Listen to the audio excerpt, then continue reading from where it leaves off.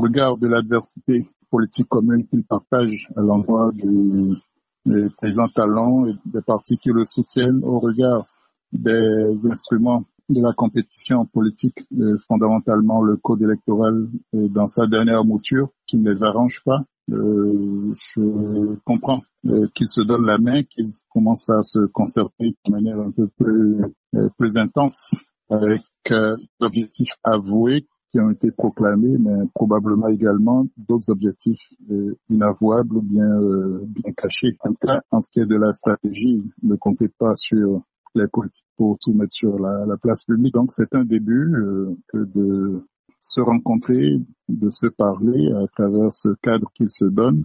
Évidemment, on constate que tout le monde n'y est pas, hein, principalement la deuxième composante de l'opposition qui a des élus, à savoir l'AFC, puis le leader de Restaurer l'espoir qui est quand même une personnalité centrale de cette opposition, dont parfois certains doutent de la sincérité. Enfin, il vaut mieux que ce qui vous unit soit plus fort que ce qui vous divise ou vous oppose.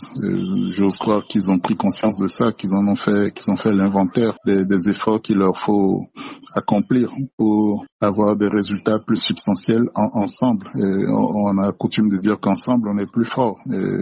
Je n'apprends rien à personne, c'est une maxime dont ils ont pu faire ce sursaut. Mais on ne peut pas préjuger des chances de succès ou d'échec de ce qui est entrepris, ni de la portée complète de ce qui est là. Est-ce que ils iraient éventuellement vers une candidature unique, soutenue par eux tous déjà? Et reste à le savoir par rapport à la présidentielle. Est-ce que pour les autres partis qui n'ont pas d'élus et qui courent le risque, et avec les prochaines législatives, de perdre leur légalité, leur statut légal, est-ce qu'il n'y a pas un autre enjeu de survie qui oblige peut-être à se concerter, à se rassembler, à trouver les passerelles avec d'autres partis un peu plus présents, qui ont plus d'effectivité?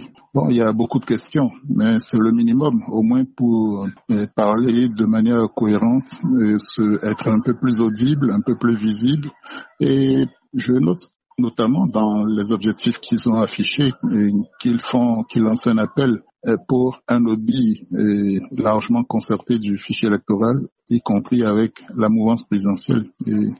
Et si c'est le cas, pour aller rencontrer l'autre camp, ils n'ont pas mieux à faire que de se discipliner, de se concerter pour dégager des plateformes qui leur permettent d'exister et d'avoir quelque chance d'être entendus.